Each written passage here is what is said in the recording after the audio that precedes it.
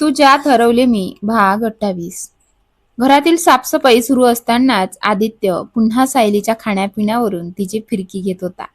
ठीक आहे, तू रोज burger pasta खात नाहीस हे मान्य, पण तुझी खरी अडचण दुसरीच आहे. पालक आवडत नाही, मेथी कडू वाटते, सोयाबीन पाहिलं की मळमळतं, फ्लावर दिसला की तू स्वयंपाकघराच्या कोपऱ्यात लपतेस, भेंडी पाहिली की डोळं बंद करतेस आणि कोबी पाहिला की तुझा चेहराच कोबीसारखा होतो. क्षणभर शांत बसलेली शायली अचानक ताट उभी राहिली. काय म्हणालास? माझा चेहरा कोबीसारखा आहे? ती रागाने इकडे तिकडे काहीतरी शोधू लागली. टेबलवर ठेवलेला चाकू दिसताच तिने तो हातात घेतला. हे पाहून आदित्यचा रंगच उडाला. अगं चाकू खाली ठेव, मी फक्त मजेत बोललो. पण सायली त्याच्याकडे चाकू दाखवत पुढे सरकली. आज मला दूध प्यायची खूप इच्छा झाली आहे आणि तू अगदी दूधवाल्यासारखा दिसतोयस. आज तुलाच दूध समजून तुकडे करते. आदित्य घाईघाईने सोप्याच्या दुसऱ्या बाजूला गेला. सायली, खरंच माफी मागतो, तू खोबीसारखी नाहीस. तो काही क्षण विचार करू लागला. उलट सायलीचे पाऊल थांबले. तू अगदी सूर्यफुलासारखी दिसतेस.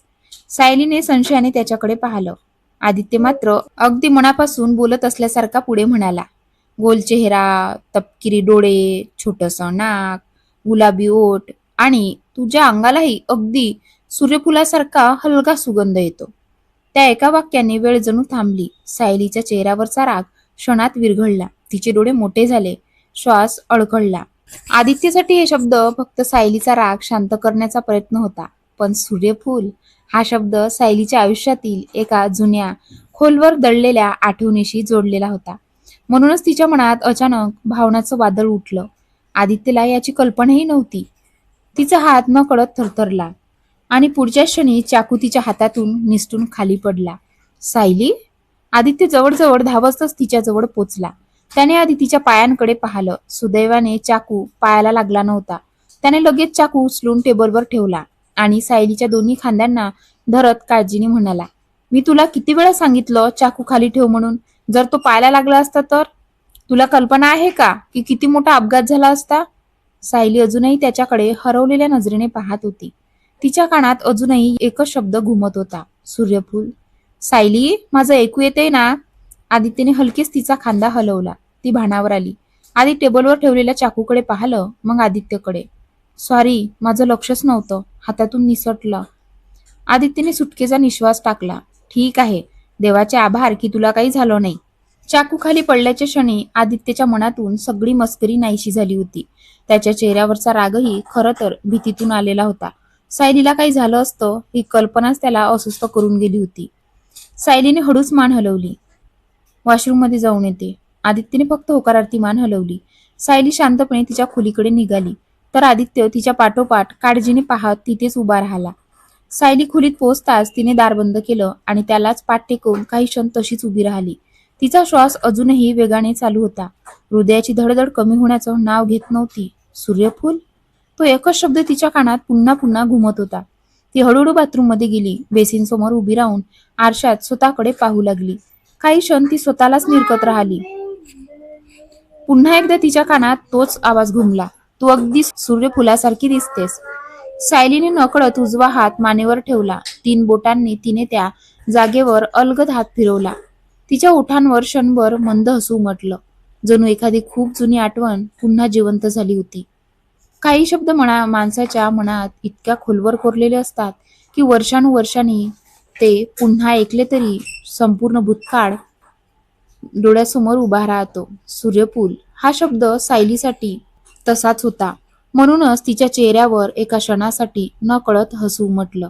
पण पुढच्या क्षणी तिचं हसू विरलं. तिने घाईघाईने मान हलवली. नाही, नाही, मी पुन्हा तसं विचार करू शकत नाही. ती पटकन नळ सुरू करून चेहऱ्यावर थंड पाण्याचे सपकारे मारू लागली. एकदा, दोनदा, 5-6 वेळा. चेहरा धुतल्यानंतर तिने पुन्हा आरशात पाहिलं. यावेळी तिचा चेहरा शांत होता, पण डोळ्यात दडलेली अस्वस्थता अजूनही स्पष्ट दिसत होती. ती बाहेर आली. नॅपकिनने चेहरा पुसत ड्रेसिंग टेबल समोर उभी राहिली. नॅपकिन ठेवताना तिची नजर टेबलाच्या खालच्या ड्रावरवर गेली. ती काही क्षण त्या ड्रावरकडे एकटक पाहत राहिली. हळूहळू तिचा हात ड्रावर उघडण्यासाठी पुढे गेला. तेवढ्यात, सायली? बाहेरून आदित्यचा आवाज आला. दारावर हलकी टकटक झाली. सायलीचा हात हवेतच थांबला. सायली, ज्यूसच्या भीतीने आतच बसू नकोस, बाहेर ये. अजून थोडी साफसफाई बाकी आहे, मग आपण जेवण बनवू. क्षणभर थांबून तो मुद्दाम हसला. आणि काळजी करू नकोस, तुझ्या ज्यूसमध्ये बीट घालणार नाही, फक्त गाजराचा ज्यूस आहे. सायलीने उत्तर दिलं नाही. सायली, ऐकू येतंय ना? आदित्यने पुन्हा दार ठुठावलं. ती दचकली. हो हो, येते 2 मिनिटात. ठीक आहे. आदित्य निघून गेला. त्याच्या पावलांचा आवाज दूर गेल्यावर सायलीने पुन्हा त्या ड्रावरकडे पाहिलं. काही क्षण ती तशीच उभी राहिली. त्या ड्रावरमध्ये अशी एखादी गोष्ट होती जी सायलीच्या भूतकाळाशी जोडलेली होती. तिचं मन तो ड्रावर उघडायला तयार होत होतं, पण आदित्यच्या आवाजाने ती त्या आठवणीपासून पुन्हा वर्तमानात आली. कधी कधी एखाद्याची साधी हाकही माणसाला तुटण्यापासून वाचवते. तिने एक दीर्घ श्वास घेतला, ड्रावर न उघडताच मागे वळली आणि खोली बाहेर आली. सायली हॉलमध्ये आली तेव्हा आदित्य तिने साफ केलेल्या सजावटीच्या वस्तू पुन्हा त्यांच्या जागेवर ठेवत होता. तिला पाहताच तो हसून म्हणाला, छान. सायली हॉलमध्ये आली तेव्हा आदित्य तिने साफ केलेल्या सजावटीच्या वस्तू पुन्हा त्यांच्या जागेवर ठेवत होता. तिला पाहताच तो हसून म्हणाला, छान, तू आलीस. हे सामान लावून झालं की आपण स्वयंपाकघराच्या बाजूचा भागही साफ करूया. 10-15 मिनिटाचं काम आहे. सायलीने फक्त मान हलवली आणि त्या दिशेने चालू लागली. हे पाहून आदित्य लगेच तिच्या मागे गेला. अगं थांब, मी करतो, तुला आराम करायचा आहे. सायली त्याच्याकडे वळून हलकसं हसली. मी एवढंसं काम तरी करू शकते. तू ये, आपण दोघं मिळून करू. पण तुझी तब्येत? आता ठीक आहे. आदित्यने काही क्षण तिच्याकडे पाहिलं. तिच्या चेहऱ्यावरचं हसू पाहून त्यालाही बरं वाटलं. ठीक आहे, पण दमलीस तर लगेच सांगायचं. हो बाबा. सायलीच्या त्या उत्तरावर दोघेही हलकसं हसले. काही वेळापूर्वीच दोघांमध्ये मस्करी, राग आणि भीतीचा प्रसंग घडला होता. पण आता दोघेही तो विषय न वाढवता पुन्हा नेहमीसारखं वागण्याचा प्रयत्न करत होते. हेच त्यांच्या नात्याचं वैशिष्ट्य होतं. रुसवे पटकन यायचे, पण त्याहून लवकर विरघळायचे. दोघांनी मिळून साफसफाईला सुरुवात केली. आदित्य मोठ्या वस्तू जागेवर ठेवत होता, तर सायली कपड्याने धूळ पुसत होती.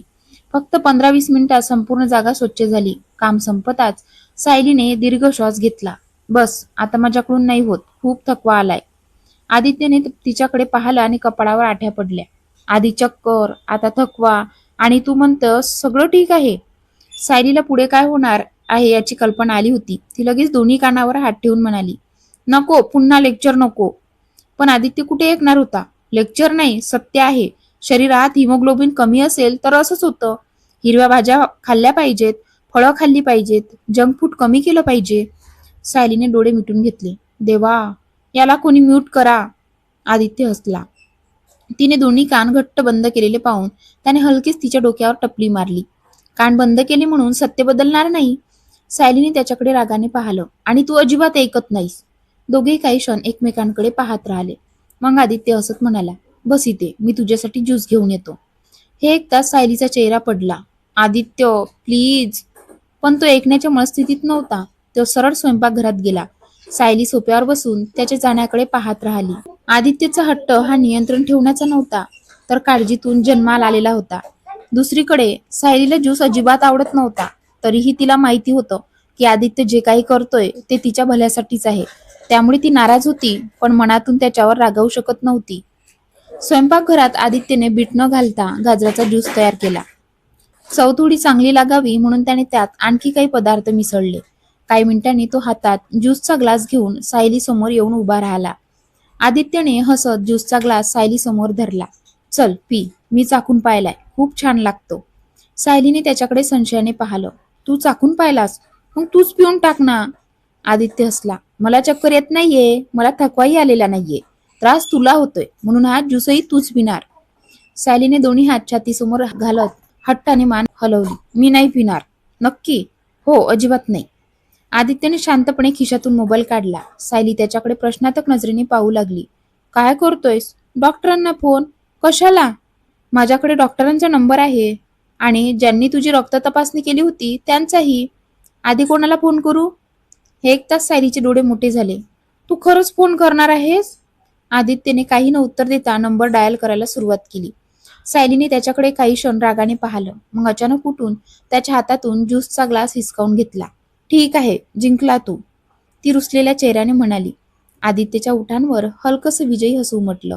सायलीने डोळे घट्ट मिटले, एक दीर्घ श्वास घेतला आणि एका दमात संपूर्ण ग्लास रिकामा केला. ज्यूस संपताच तिने चेहरा असा केला जणू काही अतिशय कडू औषध पिलं होतं. तिने संपूर्ण अंग झटकून टाकलं. ते पाहून आदित्यला हसू आवरेना. सायलीचा हट्ट हा ज्यूसच्या चवीमुळे होता, पण आदित्यची जिद्द तिच्या आरोग्यासाठी होती. म्हणूनच त्याने डॉक्टरांचा उल्लेख केला. त्याला माहिती होतं सायली डॉक्टरांपेक्षा ज्यूस पिणं पसंत करेल. त्यांच्या या छोट्याशा भांडणातही काळजी आणि आपुलकी दडलेली होती. आदित्यने तिच्या हातातून रिकामा ग्लास घेतला. शाब्बास. सायलीने रागाने जीभ बाहेर काढली. आता सांग, माझं हिमोग्लोबिन किती वाढलं? आदित्य मोठ्याने हसला. अगं वेडाबाई, एका मिनिटात हिमोग्लोबिन वाढत नाही. तो तिच्या डोक्यावर हलकेच टपली मारत म्हणाला, महिनाभर रोज 1-2 ग्लास पी, मग फरक दिसेल. काय? सायली जवळजवळ ओरडली. महिनाभर? हो. रोज? हो. 1-2 ग्लास? हो. सायलीने दोन्ही हातांनी डोकं धरलं. तुला वाटतं मी वेडी आहे? आदित्य तिच्यासमोर बसत शांतपणे म्हणाला, नाही, मला वाटतं तू स्वतःची काळजी घेत नाहीस. सायली काही बोलली नाही. आदित्य पुढे म्हणाला, औषधांनी हिमोग्लोबिन वाढेल, पण नैसर्गिक अन्नाने वाढलं तर ते जास्त चांगलं. थोडा त्रास सहन कर, तुझ्यासाठीच सांगतोय. हे ऐकून सायलीचा राग हळूहळू शांत झाला. तिला माहिती होतं आदित्यचं एकही वाक्य तिची टिंगल करण्यासाठी नव्हतं. तो खरंच तिची काळजी करत होता. जेव्हा एखादी व्यक्ती आपल्याला वारंवार एखादी गोष्ट करायला सांगते, तेव्हा सुरुवातीला ती सक्ती वाटू शकते. पण त्या प्रत्येक शब्दामागे जर प्रेम आणि काळजी असेल, तर राग हळूहळू समजुतीत बदलतो. सायलीच्या मनातही या क्षणी तो बदल घडत होता. सायलीने ओठ वाकडे करत हळू आवाजात म्हटलं, ठीक आहे, पण रोज 3 ग्लास नाही हं. आदित्यने मिस्किलपणे भुवया उंचावल्या. म्हणजे 1 ग्लास? सायलीने नाराजीने त्याच्याकडे पाहिलं आणि उत्तर देण्यासाठी तोंड उघडलं. सायलीने नाराजीने आदित्यकडे पाहिलं. 1 ग्लास बस, त्यापेक्षा जास्त नाही. आदित्यने समाधानाने मान हलवली. ठीक आहे, सुरुवात तरी झाली. सायलीने सुस्कारा सोडला. मला दूध आवडतं, ते मी रोज पिऊ शकते, पण हा पातळ ज्यूस नाही जमत माझ्याने. आदित्य हलकस हसला. माहितीये, मी पहिल्यांदाच अशी मुलगी पाहतोय जिला ज्यूसपेक्षा दूध जास्त आवडतं. सायलीने भुवया उंचावल्या. मग वेगळी आहे मी. हो, ते तर दिसतच. दोघेही हलकेसे हसले. सायली काही क्षण शांत राहिली. मग तिच्या चेहऱ्यावर न कळत एक गोड हसू उमटलं. आश्रमात आम्हाला रोज सकाळ संध्याकाळ दूध मिळायचं. आश्रमाच्या मालकांचा स्वतःचा डेअरी फार्म होता. गाई, म्हशी, भरपूर दूध असायचं. लहानपणापासूनच दुधाची सवय लागली. आदित्य तिचं बोलणं लक्षपूर्वक ऐकत होता. खरंच, म्हणजे त्या आश्रमात मुलांची खूप चांगली काळजी घेतली जायची. हो. सायलीने अभिमानाने मान डोलावली. आजकाल कितीतरी अनाथाश्रमाबद्दल वाईट बातम्या ऐकायला मिळतात, पण तुमचा आश्रम वेगळाच होता. सायलीच्या डोळ्यात समाधान दिसत होतं. आश्रमाचा विषय निघाला की सायलीच्या चेहऱ्यावर नेहमी एक वेगळी शांतता दिसायची. कारण आयुष्यात तिला निस्वार्थ प्रेम, माया आणि सुरक्षितता जिथे मिळाली होती, ती जागा म्हणजे तिचा आश्रम. आदित्यलाही तिच्या त्या आठवणींचा आदर वाटू लागला होता. तेवढ्याच सायलीने रिकाम्या ग्लासकडे पाहिलं आणि चेहरा वाकडा केला. हा ज्यूस पाहला की मला आमच्या कॉलेज हॉस्टेलच्या मेसमधली पातळ डाळ आठवते, असं म्हणत तिने पुन्हा अंग झटकून दाखवलं. ते पाहून आदित्य मोठ्याने हसू लागला. हे मात्र 100% खरं आहे. सायली हसू लागली. हसता हसता आदित्य म्हणाला, पण काही म्हण, कॉलेज लाईफची मजाच वेगळी असते. नवीन मित्र, क्लास बंक करणं, हॉस्टेलमध्ये रात्री उशिरापर्यंत गप्पा, एकमेकांच्या नोट्स, परीक्षा, मस्ती. तो उत्साहाने बोलतच होता, पण अचानक त्याचं बोलणं थांबलं. समोर बसलेला सायलीचा चेहरा पूर्णपणे बदलला होता. क्षणापूर्वी हसणारे तिचे डोळे आता शांत झाले होते. ओठांवरचं हसू नाहीसं झालं होतं. डोळ्यांच्या कडांवर हलकी ओल दिसू लागली. आदित्यसाठी कॉलेज म्हणजे सुंदर आठवणींचा खजिना होता, पण त्याच विषयाने सायलीच्या मनात वेदनादायक आठवणीचं दार उघडलं. एकाच शब्दाचा अर्थ प्रत्येकासाठी सारखा नसतो. कोणासाठी आनंद, तर कोणासाठी आयुष्यभराची जखम. आदित्यच्या लक्षात आलं की काहीतरी चुकलं आहे. तो लगेच शांत झाला. त्याने स्वतःशीच विचार केला. सकाळीही कॉलेजबद्दल विचारलं तेव्हा सायली अशीच अस्वस्थ झाली होती. म्हणजे तिच्या कॉलेजच्या आयुष्यात काहीतरी खूप मोठं घडलं असणार. त्याच्या मनात अनेक प्रश्न उभे राहिले. सायलीने नाशिक अचानक का सोडलं? तिने बदली का करून घेतली? ऑफिसने दिलेला चांगला फ्लॅट सोडून ती या शांत भागात राहायला का आली? हे सगळं एकमेकांशी जोडलेलं तर नाही ना? आदित्यच्या मनात प्रश्नांची गर्दी झाली, पण त्याने स्वतःलाच थांबवलं. आदितीची अस्वस्थता सांभाळणं महत्वाचं आहे. उत्तर नंतरही मिळतील. तो हळूच पुढे सरकला आणि सायलीच्या हातावर अलगद आपला हात ठेवला. सायलीच्या हातावर अलगद हात ठेवत आदित्यने हळू आवाजात हाक मारली. सायली? ती हळूहळू भानावर आली. डोळ्यात दाटलेलं पाणी लपवण्याचा प्रयत्न करत तिने आदित्यकडे पाहिलं. आदित्यने काहीही विचारलं नाही. त्याने फक्त दुसराही हात तिच्या हातावर ठेवला. आता त्याच्या दोन्ही हातांत सायलीचा एक हात अलगद समावला होता. त्या स्पर्शात कोणतीही उत्सुकता नव्हती, कोणताही दबाव नव्हता, फक्त आधार होता. काही वेळा शब्दांपेक्षा शांत साथ जास्त दिलासा देते. आदित्यला समजलं होतं की या क्षणी प्रश्न विचारले तर सायली आणखी तुटेल, म्हणून त्याने उत्तर मागितलं नाही, फक्त तिच्यासोबत असल्याची जाणीव करून दिली. सायलीने त्याच्या डोळ्यात पाहिलं. तिला त्याच्या नजरेत दया नव्हती, सहानुभूती नव्हती, तर विश्वास आणि आपलेपणा होता. तिने हळूच डोळ्यांचा कडा पुसल्या आणि ओठांवर हलकंसं हसू आणत म्हणाली, माझं कॉलेजचं आयुष्य तुझ्यासारखं असतं तर किती बरं झालं असतं. आदित्य शांतपणे ऐकत राहिला. सायलीने एक दीर्घ श्वास घेतला, पण तसं कधीच झालं नाही.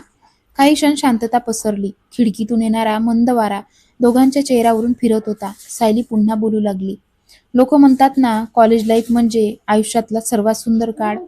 ती क्षणभर थांबली. पण माझ्यासाठी, तिचा आवाज हलकसा थरथरला, माझ्यासाठी तो आयुष्यातला सर्वात वाईट काळ होता. हे ऐकून आदित्यच्या मनात धस्स झालं. त्याचा अंदाज खरा ठरत होता. सायलीच्या कॉलेजच्या आयुष्यात काहीतरी असं घडलं होतं ज्याची वेदना आजही तिच्या डोळ्यांत जिवंत होती. आदित्यला आता खात्री झाली होती की सायलीच्या आयुष्यातील सर्वात मोठी जखम कॉलेजशी जोडलेली आहे. त्याच्या मनात अनेक प्रश्न होते, पण त्या प्रश्नांपेक्षा सायलीचं दुःख त्याच्यासाठी महत्वाचं होतं. दुसरीकडे सायलीने पहिल्यांदाच स्वतःहून तिच्या कॉलेज आयुष्याबद्दल बोलण्याचा निर्णय घेतला. याचा अर्थ ती आदित्यवर मनापासून विश्वास ठेवू लागली होती. आदित्यने तिचा हात हलकेच दाबला. सायली, तुला जेव्हा वाटेल, जितकं सांगायचं वाटेल तितकंच सांग. मी ऐकण्यासाठी आहे, जबरदस्तीने जाणून घेण्यासाठी नाही. हे ऐकून सायलीच्या डोळ्यात पुन्हा पाणी आलं, पण यावेळी त्या अश्रूंमध्ये भीती नव्हती, तर कोणीतरी निस्वार्थपणे आपलं ऐकून घेणार आहे याचं समाधान होतं. तिने हलकेच मान डोलावली. आज तुला सगळं सांगते. आदित्य शांत बसला. त्याला माहिती होतं आता सायली तिच्या आयुष्यातलं सर्वात वेदनादायी पान उघडणार होती, आणि त्या पानानंतर कदाचित तिच्याबद्दलचं, त्याचं आयुष्यभराचं मत कायमचं बदलणार होतं. हे ऐकता सायलीने त्याच्याकडे पाहिलं. डोळ्यात कृतज्ञतेची एक हलकीशी झलक उमटली. बहुतेक लोक तिच्या आयुष्याबद्दल प्रश्न विचारायचे, पण आदित्यने तिच्या जखमांपेक्षा तिच्या मनाचा विचार केला होता. तिने एक खोल श्वास घेतला आणि ओठांवर फिकट हसू आणलं. धन्यवाद. आदित्य हलकसा हसला. एक गोष्ट मात्र लक्षात ठेव, काहीही झालं असलं तरी त्या आठवणींनी तुझं आजचं आयुष्य हिरावून देऊ नकोस. हे ऐकून सायली काही क्षण विचारात पडली. तिच्या मनात अनेक भावना एकाच वेळी दाटून आल्या. इतक्या वर्षात पहिल्यांदाच कोणीतरी तिच्या भूतकाळाची चौकशी करण्याऐवजी तिच्या वर्तमानाची काळजी घेत होता. तिने शांतपणे मान डोलावली. आदित्यने विषय बदलण्यासाठी वातावरण हलकं करण्याचा प्रयत्न केला. चल, आता उगाच उदास बसायचं नाही, नाहीतर पुन्हा तुला ज्यूसचा अजून एक ग्लास द्यावा लागेल. सायलीने लगेच त्याच्याकडे रागाचा आव आणला. नको, तो विषय पुन्हा काढू नकोस. दोघेही हलकेच असले. क्षणभरापूर्वीचं दडपण थोडं कमी झालं होतं, पण आदित्यच्या मनात एक गोष्ट कायमची कोरली गेली होती. सायलीच्या चेहऱ्यावरचं हसू जपायचं असेल तर तिच्या भूतकाळाच्या जखमांवर न कळतही हात पडता कामा नये. आणि सायलीच्या मनातही एक नवा विचार जन्म घेत होता. कदाचित इतक्या वर्षानंतर तिला असा एक माणूस भेटला होता ज्याच्यासमोर ती स्वतःच्या वेदना लपवण्याची गरज नव्हती. त्या शांत क्षणासोबत त्यांच्या आयुष्यातील एका नव्या अध्यायाची सुरुवात होत होती. कसा वाटला आजचा पार्ट कमेंट करून नक्की सांगा, आणि व्हिडिओ आवडल्यास व्हिडिओला लाईक करा आणि आपल्या चॅनलला सबस्क्राईब करायला विसरू नका. भेटूया पुढच्या भागामध्ये. धन्यवाद.